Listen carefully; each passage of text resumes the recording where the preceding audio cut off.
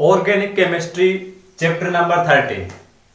पिछले 5 साल से एक क्वेश्चन हर बार बार लगातार आ रहा है। क्या आप जानना चाहते हैं वो कौन सा क्वेश्चन है जो पिछले 5 साल से बोर्ड एग्जाम में हर बार रेगुलरली पूछा जा रहा है? अगर आप भी जानना चाहते हैं ये और साथ ही ये जानना चाहते हैं कि इस बार 2021 के लिए क्या है दो चैप्टर नंबर 13 में से मोस्ट इंपोर्टेंट क्वेश्चन, तो बने रहिए हमारे साथ में पीसी स्टडी पॉइंट पर। आज के वीडियो में मैं आपको बताने वाला हूं कि कौन सी ऐसी रिएक्शन है जो पिछले 5 साल में लगातार 13 चैप्टर में से हर बार पूछी गई। चलिए फ्रेंड्स, शुरू करते हैं आज का वीडियो। मैं आपका अपना SK Chaudhary PC study point पर आपका बहुत बहुत स्वागत करता हूं। एक बार फिर से मैं आपके लिए लेकर के हाजिर हूं एक नया उपयोगी वीडियो आपके लिए, जिसमें अपन चर्चा करने वाले एक और चैप्टर के बारे में, किस टाइप के क्वेश्चन इसमें से पूछे जाते हैं और इस बार मोस्ट इंपोर्टेंट क्वेश्चन कौन से इसमें से बन रहे हैं। सबसे पहले देखिए, ये जो अपना चैप्टर है ऑर्गेनिक केमिस्ट्री का जो चैप्टर नंबर 13 है, इसमें सिलेबस रिड्यूस करने के बाद में अपने पास में जो 3 टॉपिक बचते हैं वो है amine, urea plus nitro compound. 3 ही कंपाउंड अपने को इस चैप्टर में पढ़ने हैं। बाकी के जो कंपाउंड्स है उनको पूरी तरह से रिमूव कर दिया गया, हटा दिया गया है।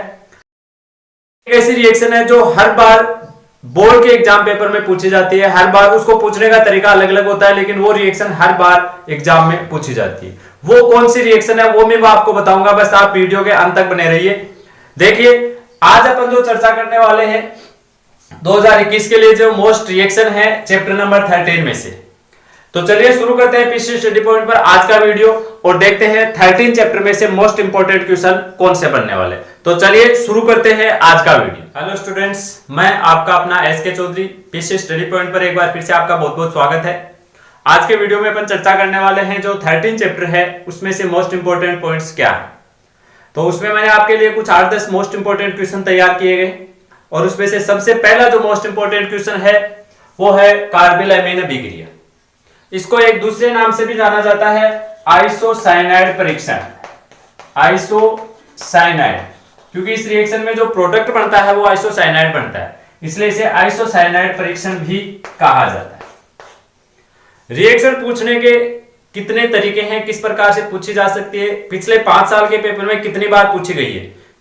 सबसे पहले देखो, पिछले 5 साल के पेपर में ये रिएक्शन पूछी गई है 2 बार, 2018 और 2019। 2018-19 और 19-20 2 बार ये रिएक्शन पूछी जा चुकी है 5 साल के पेपर में।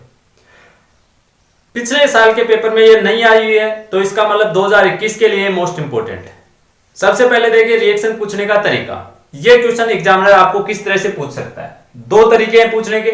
नंबर 1, कार्बाइल अभिक्रिया लिखिए या आइसोसाइनाइड परीक्षण लिखिए। पहला तरीका तो ये। दूसरा तरीका, प्राथमिक एमीन के परीक्षण की विधि समझाइए। प्राथमिक एमीन के परीक्षण की विधि समझाइए, क्योंकि ये जो रिएक्शन है ये केवल प्राथमिक जो एमीन होते हैं यानी RNS2, केवल प्राथमिक एमीन ही ये रिएक्शन देते हैं और इस रिएक्शन के द्वारा प्राथमिक एमीन का परीक्षण यानी उनका टेस्ट किया जा सकता है, इसलिए ये प्राथमिक एमीन की परीक्षण विधि भी होती है। तो कई बार कंफ्यूज करने के लिए इस तरह से भी पूछ लेता है कि प्राथमिक एमीन के परीक्षण की विधि समझाइए, यानी अगला आपको कार्बाइल अभिक्रिया ही पूछना चाहता है। अब देखिए इसका आंसर क्या होगा। प्राथमिक एमीन का परीक्षण किस प्रकार से करते हैं, तो प्राथमिक एमीन में अपन मिलाएंगे क्लोरोफॉर्म यानी CHCl3 प्लस KOH यानी बेस क्षार, 3 मॉलिक्यूल लेंगे KOH के। तो देखिए नॉर्मल एकदम सीधी सी रिएक्शन होगी। यहां से आप निकाल दीजिए 3KCl, 3K प्लस और 3Cl माइनस, तो अपने पास में प्रोडक्ट बन गया 3KCl, 3 पोटेशियम क्लोराइड। उसके बाद में यहां पर 3K प्लस निकलने के बाद में आपके पास बचते हैं 3 OH माइनस। ये 3 OH माइनस और इसके साथ में ये 2 और 1, ये 3H प्लस, 3H प्लस और 3 OH माइनस आपको बनाने हैं 3 ही H2। और उसके बाद में देखिए आपके पास में शेष क्या बचता है, यहां पर R और N शेष बचेगा। केवल R के साथ में केवल कौन बचा है, N। और इधर अगर आप देखेंगे तो इधर आपके पास में शेष बचा हुआ है कार्बन, तो इस R और N इसके आगे जुड़ जाएगा कौन, कार्बन। तो ये अपना प्रोडक्ट बन गया है RNC, आइसोसाइनाइड। ये केवल प्राइमरी एमीन से ही बनता है, सेकेंडरी या टर्सरी एमीन होती है उसमें ये रिएक्शन नहीं होती है। तो इस रिएक्शन का उपयोग अपन प्राथमिक एमीन को पहचानने में भी कर सकते हैं। तो ये था 2021 के लिए अपना सबसे पहला most important question, carbon amine अभिक्रिया, जो पिछले 5 साल के पेपर में आपको 2 बार अभी तक पूछी जा चुकी है। दूसरा जो मोस्ट इंपोर्टेंट क्वेश्चन है वो है यूरिया का जल अपघटन, यूरिया का हाइड्रोलाइसिस।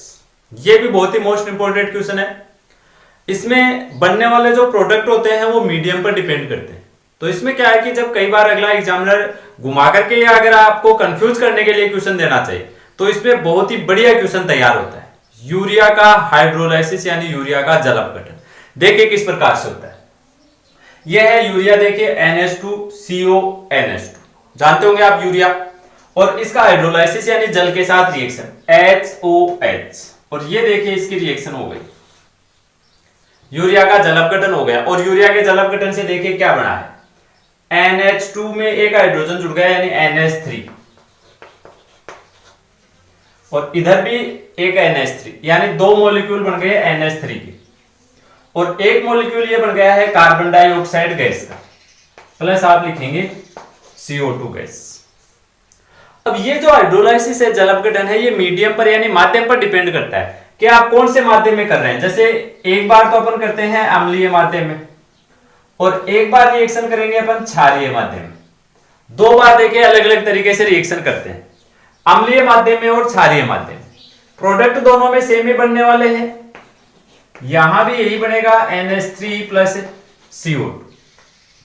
लेकिन देखिए ये जो दोनों प्रोडक्ट बन रहे हैं, अमोनिया और कार्बन डाइऑक्साइड गैस, इसमें जो अमोनिया है ये एक क्षार है, क्षारीय प्रकृति का है। कार्बन डाइऑक्साइड एक अम्ल है, ये अम्लीय प्रकृति का है। यानी आपके पास में बन रहे हैं अम्ल और क्षार, अम्ल और क्षार। अगर आप अम्लीय माध्यम में रिएक्शन करा रहे हैं तो आपका जो क्षार बन रहा है वो क्षार है वो वापस अम्ल के साथ रिएक्शन कर लेगा, यानी अमोनिया की रिएक्शन हो जाएगी HCl के साथ। और अगर आप क्षारीय माध्यम में रिएक्शन करा रहे हैं तो आपका जो अम्ल है कार्बन डाइऑक्साइड, उसकी रिएक्शन हो जाएगी NaOH के साथ में।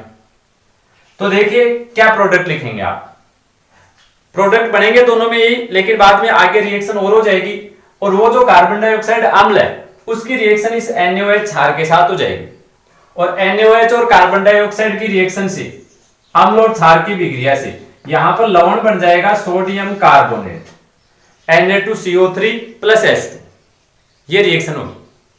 अगर यही रिएक्शन अम्लीय माध्यम में है तो बनने वाली जो अमोनिया है यानी क्षार है वो इस अम्ल के साथ में रिएक्शन कर लेगा, यानी NH3 की और HCl की, और NH3 और HCl की रिएक्शन से आप जानते हैं कि अमोनियम क्लोराइड बनेगा NH4Cl। तो देखिए दोनों रिएक्शन में प्रोडक्ट सेम ही बने थे लेकिन अब चेंज हो गए हैं। यहां बनी है अमोनिया और कार्बन डाइऑक्साइड का लवण बन गया सोडियम कार्बोनेट, यहां बनी है कार्बन डाइऑक्साइड और अमोनिया का लवण बन गया है अमोनियम क्लोराइड। तो ये रिएक्शन होती है। तो ये आपको अगर रिएक्शन दी जाए तो आप सबसे मोस्ट इंपोर्टेंट चीज जिसको ध्यान में रखना है वो होता है मीडियम, कि आप यूरिया का जल अपघटन कौन से माध्यम में करवा रहे हैं। उसके बाद में नेक्स्ट अगली जो मोस्ट इंपोर्टेंट रिएक्शन है वो है होफमान ब्रोमाइड निम्नीकरण अभिक्रिया। देखिए एमाइड की विक्रिया होती है, ये है अपना एमाइड RCONH2, और इसके अपने को रिएक्शन करानी है सोडियम हाइपोब्रोमाइड के साथ। यहां देखिए रिएक्शन पूछने के 2 तरीके कौन कौन से। पहला तरीका ये होता है कि होफमान ब्रोमाइड अभिक्रिया लिखिए, पहला तरीका। दूसरा तरीका ये दे सकता है इस रिएक्शन में अपन इसकी रिएक्शन कराएंगे NaOH प्लस Br2 के साथ ये रिएक्शन होगी, या आप यहां पर KOH भी ले सकते हैं। तो दूसरा तरीका ये दे सकता है कि एमाइड की सोडियम हाइड्रोक्साइड और ब्रोमीन के साथ अभिक्रिया लिखिए, या फिर अगर क्वेश्चन को अगला घुमा करके पूछना चाहे तो उस कंडीशन में आपको यह देगा कि इन दोनों की रिएक्शन से सोडियम हाइपोब्रोमाइड बनता है NaOBr, या अगर पोटेशियम हाइड्रोक्साइड होगा तो पोटेशियम हाइपोब्रोमाइड बन जाएगा KOBr। तो कई बार क्वेश्चन को घुमा करके पूछने के लिए एग्जामिनर क्वेश्चन ऐसे देता है कि एमाइड की सोडियम या पोटेशियम हाइपोब्रोमाइड के साथ में रिएक्शन लिखिए। इसका मतलब सोडियम हाइपोब्रोमाइड का मतलब आपके पास में अगला ये दे रहा है NaOH और ब्रोमीन ही दे रहा है। ये रिएक्शन भी पिछले 5 साल के पेपर में 2 बार आ चुकी है। होफमान ब्रोमाइड अभिक्रिया 2016 और 2018 में 2 बार पूछी जा चुकी। 16 में पूछ ली और 18 में। 19 और 20 पिछली लगातार 2 साल से नहीं पूछा हुआ है, यानी इस बार आने की संभावनाएं बिल्कुल से इसकी बनी हुई है। ये क्वेश्चन भी आ सकता है। देखिए रिएक्शन करवानी कैसे, एमाइड की NaOH और ब्रोमीन के साथ में रिएक्शन। वैसे तो अगर आप इस रिएक्शन को समझना चाहते हैं तो अपने को इसकी क्रियाविधि पढ़नी पड़ती है, और इसकी क्रियाविधि अपने सिलेबस में है, लेकिन क्रियाविधि इतनी ज्यादा मोस्ट इंपोर्टेंट नहीं है, ज्यादा इंपोर्टेंट है रिएक्शन। फिर भी अगर आप क्रियाविधि पूछना चाहें, अगर आप समझना चाहें, तो आप कमेंट बॉक्स में लिखिएगा कि ये रिएक्शन की क्रियाविधि आपको चाहिए या नहीं चाहिए। दूसरी बात, अगर आप हमारे चैनल पे नए हैं तो प्लीज सब्सक्राइब जरूर कर लीजिए। सब्सक्राइब करने के साथ साथ में जो नीचे बेल आइकन है उसको भी प्रेस कर लीजिए, ताकि हमारे वीडियो को नोटिफिकेशन सबसे पहले आप तक पहुंचे।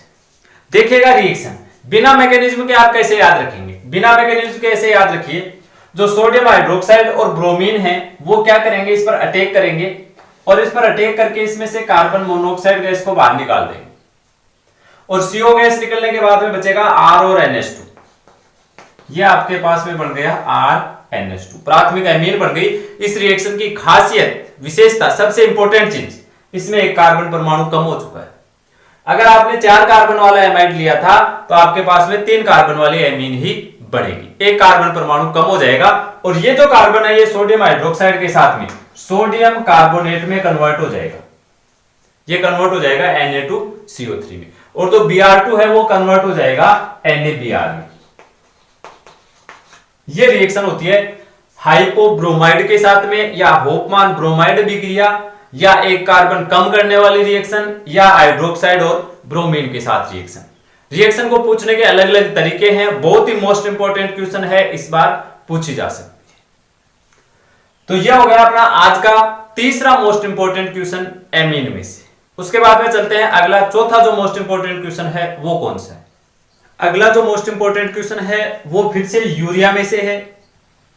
इसके बाद में नेक्स्ट आपको क्वेश्चन बताऊंगा, जो अभी मैंने शुरू में आपको बताया था कि एक क्वेश्चन ऐसा है इस चैप्टर में जो पिछले 5 साल के पेपर में हर बार पूछा गया है, अलग अलग तरीके से पूछा गया है, लेकिन एक ही क्वेश्चन को घुमा घुमा करके पिछले 5 साल से बोर्ड लगातार पूछ रहा है हर बार।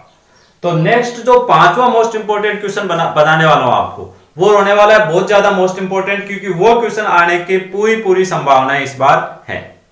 सबसे पहले अपन बात कर लेते हैं, जो चौथा क्वेश्चन है वो देखिए क्या है। चौथा क्वेश्चन है यूरिया निर्माण की प्रयोगशाला विधि समझाइए, यानी प्रयोगशाला में यूरिया का निर्माण किस प्रकार से किया जाता है। तो देखिए प्रयोगशाला में यानी लेबोरेटरी में, प्रयोगशाला मेथड में अपन क्या करते हैं, फॉस्जीन गैस के जरिए अपन यूरिया का निर्माण करते हैं, और ये होती है अपनी phosgene gas COCl2। Phosgene gas का फॉर्मूला होता है COCl2। ये इससे पहले अपने पी ब्लॉक में भी आ चुकी है, एक बार कार्बन टेट्राक्लोराइड में भी आ चुकी है, उसके भी जल अपघटन से ये निर्माण हुआ था। जब कार्बन टेट्राक्लोराइड का भाप जल अपघटन करते हैं तो फॉस्जीन बनती है। और एक बार पी ब्लॉक में भी अपन ने पढ़ा था कि क्लोरीन की कुछ हानिकारक और विषैली गैसों का निर्माण होता है, और उसमें से एक गैस ये थी, ध्यान रखिएगा, वो भी इंपॉर्टेंट क्वेश्चन था, मैंने आपको बताया भी था। क्लोरीन से निर्मित हानिकारक या विषैली गैसों के नाम, 3 गैसें हैं, मस्टर्ड गैस, क्लोरोपिक्रीन, और तीसरी थी फॉस्जीन COCl2। तो देखो यूरिया बनाने के लिए अपन फॉस्जीन की विक्रिया करवाने वाले हैं अमोनिया के साथ में, यानी NH3 के साथ में। तो अमोनिया के साथ में देखिए इसकी रिएक्शन किस प्रकार से होगी। अमोनिया का एक हाइड्रोजन और फॉस्जीन का एक क्लोरीन आपस में रिएक्शन करेंगे। ये देखिए NH3 के एक हाइड्रोजन को मैंने अलग लिख दिया है, तो ये यहां से ये रिएक्शन हो जाएगी, और यहां से एक HCl का मॉलिक्यूल निकल जाएगा। ठीक ऐसे ही एक HCl का मॉलिक्यूल इधर से भी निकाल सकते हैं आप। तो ये अमोनिया का दूसरा अणु, और इसमें से भी एक मॉलिक्यूल किसका निकल गया है, HCl का। सॉरी। तो देखिए प्रोडक्ट क्या बनेगा, ये HCl निकलने के बाद में यहां पर आपके पास में बचा है H2N, और ये H2N जुड़ चुका है इस कार्बन पर अब CO, और आगे इस कार्बन पर ये जुड़ चुका है NH2, और ये 2 HCl के मॉलिक्यूल बाहर हो चुके हैं, रिमूव हो चुके हैं। तो आप देख सकते हैं आप यहां पर यूरिया का निर्माण हो चुका है। तो इस तरह से प्रयोगशाला विधि में फॉस्जीन गैस और अमोनिया गैस के द्वारा यूरिया का निर्माण किया जाता है। ये था अपना आज का 13 चैप्टर का चौथा मोस्ट इंपोर्टेंट क्वेश्चन, प्रयोगशाला विधि के द्वारा यूरिया का निर्माण। उसके बाद में चलते हैं पांचवें क्वेश्चन की ओर, जिसका आपको बेसब्री से इंतजार है, क्योंकि वो क्वेश्चन आपको 1 या 2 नंबर कंफर्म दिलाने वाला है इस चैप्टर में से। उस रिएक्शन को आप अच्छी तरह से समझ लीजिए। तो देखते हैं कौन सी रिएक्शन है जो इतना परेशान कर रही है अपने को। देखिए नेक्स्ट अगला 5 का क्वेश्चन। देखिए 5वां मोस्ट इंपोर्टेंट क्वेश्चन क्या है। यहां देखिए मैंने आपके सामने 3 कंपाउंड लिखे हैं, और ये जो तीनों कंपाउंड है इनके बीच में एक तरह से साइकिल बनी हुई रहती है। पहले रिएक्शन पढ़ लेते हैं, उसके बाद में देखते हैं क्वेश्चन किस प्रकार से पूछे जाते हैं। सबसे पहली रिएक्शन ये है अपने पास में कि डाइएजोनियम लवण को अपन, ये देखिए बेंजीन डाइएजोनियम लवण है, और इस बेंजीन डाइएजोनियम लवण को आप नाइट्रोबेंजीन में किस प्रकार से कन्वर्ट कर सकते हैं। इसको नाइट्रोबेंजीन में कन्वर्ट किया गया है। Very very most important reaction है ये। 5वां क्वेश्चन चल रहा है। तो इसको नाइट्रोबेंजीन में कन्वर्ट करने के लिए आप इसकी रिएक्शन CuNO3 कॉपर नाइट्राइट के साथ में इसकी रिएक्शन करा दीजिए। तो डाइएजोनियम लवणों की रिएक्शन बहुत ही सीधी सी रिएक्शन होती है। यहां से नाइट्रोजन गैस निकलेगी और ये NO2 आकर के यहां ऐड हो जाएगा। तो C6H5 पर जुड़ चुका है NO2। नाइट्रोबेंजीन को अपन कन्वर्ट करेंगे एनिलीन में। बेंजीन पर जुड़ा हुआ NH2 एनिलीन हो गया। नाइट्रोबेंजीन को एलिलीन में कन्वर्ट करने के लिए आपको क्या करना है, इसका आपको करवाना है रिडक्शन यानी अपचयन। ये इसका हमने रिडक्शन करवा दिया, तो ये NO2 का अपचयन हुआ और ये ऑक्सीजन निकल करके हाइड्रोजन ऐड हो गए और ये कन्वर्ट हो गया NH2 में। ये बन गई है एनिलीन, और एनिलीन को आप वापस कन्वर्ट कर सकते हैं डाइएजोनियम लवण में, NaNO2, या अगर आप यहां चाहिए तो HNO2 भी ले सकते हैं प्लस HX। इन दोनों के साथ रिएक्शन करा के और NH2 को कन्वर्ट कर सकते हैं N2X में। ये देखिए 3 रिएक्शन हो गई हैं, लेकिन तीनों घूम करके वापस वहीं पर आ चुकी हैं। अब मैं आपको बताऊंगा कि 2016 से लेकर के 2020 तक इनमें से किस किस प्रकार से क्वेश्चन पूछे गए। सबसे पहले 2016 में देखिए इसमें से किस प्रकार का क्वेश्चन पूछा हुआ। तो देखिए सॉरी 2016 का नहीं है अपने पास में, 2017 से। 2017 में देखिए किस प्रकार का रिएक्शन पूछा हुआ। 2017 में रिएक्शन पूछा हुआ था, सबसे पहले आपको दी हुई थी एमीन, और एमीन की रिएक्शन करवानी थी आपको इस कंपाउंड के साथ में। लैंग्वेज में लिखा हुआ था कि कोई एरोमेटिक एमीन है ए, कोई यौगिक है ए, जिसकी NaNO2 और HX के साथ रिएक्शन करने से कंपाउंड बनता है बी। ये बी कंपाउंड बना था, यानी ये वाली रिएक्शन दी हुई थी। उसके बाद में आगे ये रिएक्शन न दे करके और दूसरी रिएक्शन दी थी कि इसकी अपन फ्लोराइड के साथ में इसकी रिएक्शन दे दी थी अपने को, बाल्ज-सीमान रिएक्शन देती थी, HBF4 के साथ में रिएक्शन देती थी। ये हालांकि इतनी ज्यादा इंपॉर्टेंट नहीं है, फिर भी आप देख सकते हैं यहां से F माइनस ऐड हो जाएगा, N2 निकलेगी तो फ्लोराइड जुड़ जाएगा, तो उसमें फ्लोरोबेंजीन बनती है।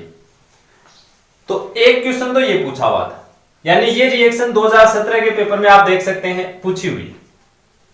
उसके बाद में आगे इसी में एक क्वेश्चन और पूछा हुआ था कि जो नाइट्रोबेंजीन है ये, इसका अपचयन भी पूछा हुआ था कि ये नाइट्रोबेंजीन है, इसका अगर अपचयन किया जाए तो क्या बनेगा। यानी ये वाली रिएक्शन पूछी हुई और ये वाली, ये 2 रिएक्शन पूछी जा चुकी है। उसके बाद में देखिए बात करते हैं अपन 2018 के पेपर की। तो 2018 के पेपर में पूछा हुआ था डाइएजोटीकरण अभिक्रिया। आप सोच रहे होंगे ये कौन सी रिएक्शन है। डाइएजोनियम लवण निर्माण की जो अभिक्रिया होती है इसे ही डाइएजोटीकरण कहते हैं। डाइएजोटीकरण, हालांकि नाम से नहीं पूछी हुई थी, रिएक्शन ऐसे ही पूछी हुई थी कि एनिलीन को डाइएजोनियम लवण में किस प्रकार से कन्वर्ट कर सकते हैं। ये रिएक्शन पूछी हुई थी।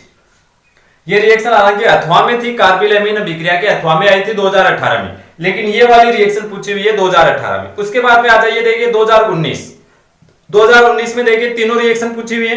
2 रिएक्शन पूछे हैं लेकिन तीनों कंपाउंड आएंगे तीनों में। देखिए क्वेश्चन ये था कि डाइएजोनियम लवण को नाइट्रोबेंजीन में कन्वर्ट करना है और नाइट्रोबेंजीन को एनिलीन में कन्वर्ट करना है। तो इसके लिए डाइएजोनियम लवण की किसके साथ रिएक्शन कराएं और नाइट्रोबेंजीन की किसके साथ रिएक्शन कराएं। इस तरह से क्वेश्चन पूछा हुआ था कि डाइएजोनियम लवण को नाइट्रोबेंजीन में कैसे कन्वर्ट कर सकते हो और नाइट्रोबेंजीन को आप एनिलीन में किस प्रकार से कन्वर्ट कर सकते हैं। यानी ये वाली दोनों रिएक्शन पूछ ली गई हैं 2019 के पेपर में। उसके बाद में चर्चा करते हैं 2020 की। तो देखो 2020 में ये पूछा हुआ था ये कंपाउंड दिया हुआ था, रिएक्शन दी हुई थी कि दी गई रिएक्शन को पूरा कीजिए, और नाइट्रोबेंजीन देकर के आगे लिख दिए थे 6 हाइड्रोजन, और कोई कंपाउंड बन रहा है ए। कौन सा कंपाउंड बनेगा? ए। तो ए ये बनेगा अपना। फिर अगला कह रहा है कि ए की NaNO2 के साथ रिएक्शन कराई तो बन गया बी, तो बनने वाले बी कंपाउंड को फाइंड आउट कीजिए। तो आपको बी को फाइंड आउट यानी ये करना था, यानी ये वाली दोनों रिएक्शन आ चुकी हैं 2020 में। और अब 2021, यानी आप देख सकते हैं हर साल इन तीनों में से लगभग एक ही नहीं बल्कि 2 रिएक्शन पूछी जाती है। इस बार कौन सी पूछी जाएंगी ये तो मैं आपको नहीं बता सकता, लेकिन इनमें से रिएक्शन डेफिनेटली आने वाली है, ये मैं आपको कंफर्म कर सकता हूं। तो ये तीनों रिएक्शन को आप अच्छी तरह से ध्यान में रखिए। डाइएजोनियम लवण को CuNO2 के साथ कॉपर नाइट्राइड के साथ रिएक्शन कराएंगे, तो यहां से NO2 गैस रिमूव होकर के और ये NO2 आकर के यहां ऐड हो जाएगा, बेंजीन पर जुड़ जाएगा NO2, तो C6H5 जो बेंजीन है उस पर NO2 जुड़ गया। फिर उसका करेंगे 6 हाइड्रोजन से अपचयन करेंगे, तो ये हाइड्रोजन यहां टेक करके सारे ऑक्सीजन को निकाल देंगे और 2 हाइड्रोजन यहां पर खुद जुड़ जाएंगे, तो कन्वर्ट हो जाएगा NH2, तो बेंजीन पर हो गया NH2, एनिलीन बन गई। और इसकी रिएक्शन जब आप NaNO2 और HX के साथ कराओगे तो ये यहां से H2 निकल करके ये N जुड़ जाएगा यहां पर, यानी N2 हो जाएगा और X माइनस जुड़ जाएगा, तो ये बन जाएगा N2 प्लस और X माइनस। तो ये जो 3 रिएक्शन है ये हर बार पूछी जा रही है, इस बार भी आप इनको अच्छे से कंफर्म कर लीजिए। इनमें से 2 भी नहीं तो कम से कम एक रिएक्शन कंफर्म है, और मुझे ऐसा लग रहा है कि इस बार ये तीनों रिएक्शन पूछी जाएंगी, क्योंकि इस बार अथवा में काफी क्वेश्चन आने वाले। तो ये जो तीनों रिएक्शन है ये मुझे लग रहा है कि 2021 के पेपर में ये तीनों की तीनों रिएक्शन आपको देखने के लिए मिल जाएंगे। ये था आज के लिए अपना सबसे मोस्ट इंपोर्टेंट क्वेश्चन। एक दो कुछ ज्यादा मोस्ट इंपोर्टेंट और भी हैं, उनमें से भी 99% संभावनाएं हैं जो कि आ सकते हैं।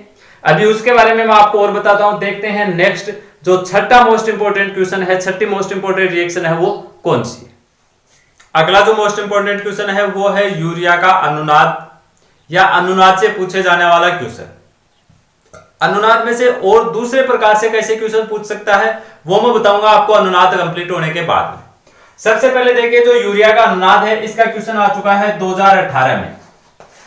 2019 और 20 में इसका क्वेश्चन नहीं आया है। यूरिया के अनुनाद से संबंधित कोई क्वेश्चन नहीं आया, यानी फिर से यूरिया के अनुनाद से रिलेटेड एक क्वेश्चन आ सकता है। देखिएगा सबसे पहले डायरेक्ट क्वेश्चन पूछ सकता है कि यूरिया में अनुनाद या यूरिया की अनुनादी संरचना बनाइए। ये देखिए यूरिया, इधर वाले नाइट्रोजन पे लोन पेयर है, ये वाले नाइट्रोजन पे भी लोन पेयर। नाइट्रोजन पर लोन पेयर है तो नाइट्रोजन अपना लोन पेयर दान करेगा अपने पड़ोसी कार्बन को। तो ये नाइट्रोजन ने मान लीजिए अपने पड़ोसी कार्बन को लोन पेयर दान कर दिया। जैसे ही पड़ोसी कार्बन को लोन पेयर दान करेगा तो ये जो डबल बॉन्ड है इसके जो इलेक्ट्रॉन है वो ऑक्सीजन अपनी ओर खींच लेगा, यानी डबल बॉन्ड कन्वर्ट हो जाएगा सिंगल बॉन्ड में और इलेक्ट्रॉन आ गए हैं ऑक्सीजन। क्योंकि नाइट्रोजन ने एलपी दान किया था तो इस पर पॉजिटिव चार्ज। तो ये यूरिया की बन गई अनुनादी संरचना। दो अनुनादी संरचना हो गई है यूरिया की। इसके अलावा यूरिया की एक संरचना और भी होती है, उसमें यह होता है कि ये जैसे इधर वाला नाइट्रोजन अपने एलपी इस पर डोनेट कर रहा है, ठीक वैसे ही इधर वाला नाइट्रोजन भी अपने लोन पेयर इसको दान कर सकता है।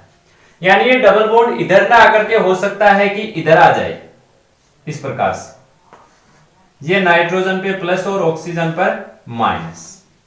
इस प्रकार से भी आप अनुनाद बना सकते हैं। तो ये यूरिया में टोटल 3 अनुनादी संरचनाएं बनती हैं। दूसरा जो क्वेश्चन पूछता है वो ये पूछता है कि यूरिया की मोनो, देखो यूरिया में 2 NH2 है, यानी ये द्विक्षार की है। क्षार के 2 मॉलिक्यूल हो गए ना, तो 2 अम्लों के साथ रिएक्शन कर सकता है, लेकिन रिएक्शन करता है एक के साथ में केवल, और उसका कारण होता है अनुनाद। तो दूसरा क्वेश्चन आपको इस तरह से पूछ सकता है कि यूरिया की मोनो अम्लीय क्षार व्यवहार को समझाइए, या जो यूरिया है वो अम्ल के एक मॉलिक्यूल के साथ ही रिएक्शन क्यों करता है समझाइए। तो उसका भी आंसर ध्यान रखिए यही होगा, क्योंकि अनुनाद में आप देख सकते हैं कि ये इधर वाले नाइट्रोजन का या फिर इधर वाले नाइट्रोजन का लोन पेयर खत्म हो चुका है और इसमें केवल एक ही नाइट्रोजन पर लोन पेयर बचा है, और यहां भी नाइट्रोजन पर केवल एक ही लोन पेयर बचा है, उसका खत्म हो गया। और जब एक लोन पेयर बचा है तो ये एसिड के एक मॉलिक्यूल के साथ ही रिएक्शन कर सकता है, दोनों के साथ नहीं कर सकता। तो एक ही अम्ल के साथ में रिएक्शन करने का कारण होता है इसका अनुनाद, क्योंकि अनुनाद में एक लोन पेयर भाग ले लेता है और केवल एक लोन पेयर इसका शेष लेता है। तो ये था अपना छठा जो मोस्ट इंपोर्टेंट क्वेश्चन है वो यूरिया का अनुनाद। जो पांचवा मोस्ट इंपोर्टेंट क्वेश्चन अभी अपन ने पढ़ा था, उसके बाद में अगर कोई सबसे ज्यादा मोस्ट इंपोर्टेंट है तो वो यही है यूरिया का अनुनाद, दूसरा सबसे मोस्ट इंपोर्टेंट क्वेश्चन। नेक्स्ट अगला देखिए, यूरिया में से ही अगला क्वेश्चन है बाईयूरेट परीक्षण। यूरिया का टेस्ट है ये बाईयूरेट परीक्षण। जैसे एमीन का टेस्ट पढ़ा था वैसे ही यूरिया का टेस्ट। यूरिया की देखिए कौन सी रिएक्शन, ये अपने पास में देखिए यूरिया का मॉलिक्यूल है, और अगर इसकी अपने को जांच करनी हो तो इसका जो टेस्ट होता है वो बाईयूरेट टेस्ट होता है। होता किस प्रकार से है ये देखिए, यूरिया का एक मॉलिक्यूल प्लस ये यूरिया का दूसरा मॉलिक्यूल, बाईयूरेट, क्योंकि यूरिया के दो मॉलिक्यूल आपस में रिएक्शन करते हैं इसीलिए इसका नाम है बाई। इनकी जब आपस में रिएक्शन होगी, जब आप इनको गर्म करोगे, और गर्म करने के लिए इसमें टेम्परेचर आपको ध्यान में रखना होगा 155 डिग्री सेल्सियस, ये ध्यान में रखना होगा। जब यूरिया को 155 डिग्री सेल्सियस पर अगर अपन हीट करेंगे तो यूरिया के दो मॉलिक्यूल में से एक अमोनिया का मॉलिक्यूल रिमूव हो जाएगा, यानी एक अमोनिया का अणु टूट करके बाहर हो जाएगा। अमोनिया का एक अणु, तो देखिए इधर मैंने इसका एक हाइड्रोजन इसीलिए पहले अलग लिखा है, यहां से एक H+ और इधर से एक NH2-, H+ और NH2-, ये निकल गया NH3, और उसके बाद में देखिए अपने पास में क्या बनेगा NH2, तो ये हो गया अपना NH2, फिर आएगा CO, CO के बाद में फिर से आ गया है NH, NH के बाद में फिर से आगे आएगा CO, और फिर आगे आ जाएगा NH2, और ये जो प्रोडक्ट बना है इस प्रोडक्ट का ही नाम होता है बाईयूरेट। यूरिया के दो मॉलिक्यूल एक जगह ऐड हो गए तो इसका नाम हो गया है बाईयूरेट, और इस टेस्ट को अपन बोलते हैं बाईयूरेट टेस्ट। ये भी यूरिया की मोस्ट इंपॉर्टेंट रिएक्शन है। एक या हो सकता है 2 नंबर के क्वेश्चन इस बार यूरिया में से पूछे जा सकते हैं। 1 नंबर का तो कंफर्म होना ही होना है, या ये भी हो सकता है कि 2 नंबर के क्वेश्चन यूरिया में से आ सकते हैं। इस रिएक्शन के बाद में नेक्स्ट अगला है एमीन की क्षारकता। अगला जो मोस्ट इंपोर्टेंट क्वेश्चन बनता है वो बनता है एमीन की क्षारकता से, और एमीन की क्षारकता में आपको जो क्वेश्चन आ जाए उसको बहुत ही केयरफुली हैंडल करना है, क्योंकि गलतियां होने के चांसेस बहुत ज्यादा रहे। अगर अपने को नॉर्मली पूछा जाए कि एमीन की क्षारकता बताइए या एमीनों को क्षारकता का क्रम में व्यवस्थित कीजिए, तो अपन ये क्रम बताएंगे, तृतीयक एमीन सबसे प्रबल क्षार, फिर द्वितीयक, फिर प्राथमिक, और अमोनिया सबसे दुर्बल, और अगर एनिलीन है तो वो अमोनिया से भी दुर्बल होगा। क्योंकि इसका कारण है कि देखो तृतीयक एमीन में प्लस आई प्रभाव सबसे ज्यादा है, प्लस आई प्रभाव बढ़ेगा तो क्षारकता बढ़ेगी। प्राथमिक एमीन में एक एल्किल समूह है, द्वितीयक में 2 एल्किल हुए, तृतीयक में 3 एल्किल समूह हो गए, तो प्लस आई प्रभाव सबसे ज्यादा होने के कारण जो तृतीयक एमीन है उसकी क्षारकता सबसे ज्यादा होती है। पहला क्वेश्चन। दूसरा, अगर आपको एग्जांपल दे देता है, जैसे आर की जगह एल्किल की जगह अगर आपको मेथिल समूह दे दे, ये मेथिल समूह दे दी, या द्वितीयक एमीन दे दिया आपको, ये मेथिल समूह वाली प्राथमिक एमीन दे दी, और मेथिल समूह वाली ही आपको तृतीयक एमीन दे दी, ये देखिए, तो उस स्थिति में आप ध्यान रखना है आपको कि द्वितीयक एमीन सबसे प्रबल क्षार बतानी है आपको, अगर एग्जाम्पल देकर के पूछे। और तृतीयक एमीन है, इसकी क्षारकता को प्राथमिक से भी कम कर देना है, केवल ये अमोनिया से प्रबल रहेगा, यानी क्षारकता का क्रम हो जाएगा द्वितीयक, प्राथमिक, फिर तृतीयक और फिर अमोनिया। ऐसा देखिए क्यों हुआ है, क्योंकि तृतीयक एमीन में जो नाइट्रोजन है इसके पास में इलेक्ट्रॉन तो सबसे ज्यादा है, लेकिन 3 एल्किल समूहों की उपस्थिति के कारण ये चारों तरफ से गिर चुका है। इस तरह से देखिए 1, 2 और ये 3 एल्किल समूह, ये 3 बड़े बड़े एल्किल समूह जुड़े हुए हैं जिसने नाइट्रोजन को चारों तरफ से घेर लिया, यानी त्रिविम बाधा उत्पन्न हो गई। अब नाइट्रोजन के पास में लोन पेयर है लेकिन दान नहीं कर सकता, क्योंकि ये तीनों एल्किल समूह ने इसको चारों ओर से बंद कर लिया, दान करने के लिए कोई जगह नहीं बची है। त्रिविम बाधा उत्पन्न होने के कारण इसकी क्षारकता कम हो गई। अब क्षारकता में कितनी कमी होगी वो डिपेंड करेगा इन एल्किल समूहों पर। अगर आप मेथिल समूह जोड़ते हैं तो इसकी क्षारकता हो जाएगी प्राथमिक से कम, और अगर आप मेथिल की बजाय एथिल समूह जोड़ते हैं तो इसकी जो क्षारकता है वो अमोनिया से भी कम हो जाएगी। तो तीसरा आपको एक क्रम और ध्यान में रखना है, अगर मेथिल की जगह एथिल समूह देता है अगला, तो सीक्वेंस होगा फिर द्वितीयक, प्राथमिक, फिर उसके बाद आएगी अमोनिया, और फिर सबसे दुर्बल हो जाएगा ट्राई एथिल एमीन। तृतीयक एमीन की क्षारकता सबसे कम हो जाती है उस स्थिति में। तो आपको एमीन की क्षारकता है, इसके बारे में विशेष रूप से ध्यान में रखना है कि आपको कौन सा एग्जाम्पल देकर के क्वेश्चन पूछ रहा है, मेथिल वाला है या एथिल वाला है, या अगर कोई उदाहरण नहीं दिया हुआ है तो आपको यह सीक्वेंस लिखना है उस स्थिति में। तो ये हो गया एमीन की क्षारकता। नेक्स्ट अगला देखिए, मोस्ट इंपोर्टेंट रिएक्शन जो है वो है एमीन का एल्किलीकरण या एमीन का बेंजोइलीकरण। लगभग दोनों रिएक्शन सेम ही है, और साथ ही साथ एक रिएक्शन और है, एमीन की रिएक्शन करवानी है फोस्जीन गैस के साथ। जैसे आपने पहले अमोनिया के साथ कराई थी, सेम वैसी रिएक्शन है। और ये तीनों रिएक्शन मोस्ट इंपोर्टेंट होने के साथ साथ तीनों सेम भी है। तीनों रिएक्शन का तरीका एक ही है, एल्किलीकरण, एसिलीकरण और फोस्जीन के साथ। तो इन तीनों को आप एक साथ ही समझ सकते हैं। दूसरी बात, ये जो तीनों रिएक्शन है ये केवल प्राथमिक और द्वितीयक एमीन ही देते हैं। तृतीयक एमीन होता है वो ये रिएक्शन नहीं देता है। तो अपन यहां पर केवल प्राथमिक और द्वितीयक एमीन की रिएक्शन करवाने वाले हैं। सबसे पहले अपन रिएक्शन करवाते हैं इसका एसिलीकरण। तो एसिलीकरण में देखिए रिएक्शन आपको करवाना है अम्ल क्लोराइड के साथ ही, RCOCl, ये रिएक्शन होगी। देखिए एकदम सीधा सा रिएक्शन होगा, यहां से आपको निकालना है HCl।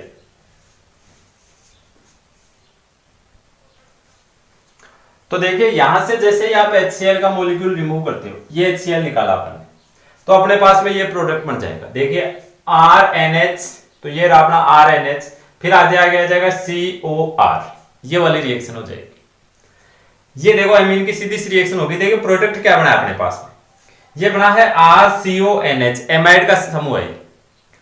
तो ये तो हो गया अपना एल्केनेमाइड, तो इसको तो अपन बोल देंगे एल्केन का एमाइड है ये, यानी एल्केनेमाइड बन गया। और इस एल्केनेमाइड पर RCON, एल्केनेमाइड पर एक एल्किल ग्रुप जुड़ा हुआ है, तो इसको आप लिखेंगे एन एल्किल,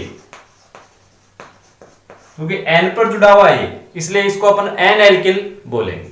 तो ये अपने पास में प्रोडक्ट बन गया एन एल्किल एल्केनेमाइड, प्राथमिक एमीन से। द्वितीयक एमीन के अगर आप रिएक्शन करवाना चाहे तो देखिए यहां पर आ जाएगा एक हाइड्रोजन की जगह पे RNH, ये द्वितीयक एमीन हो गई।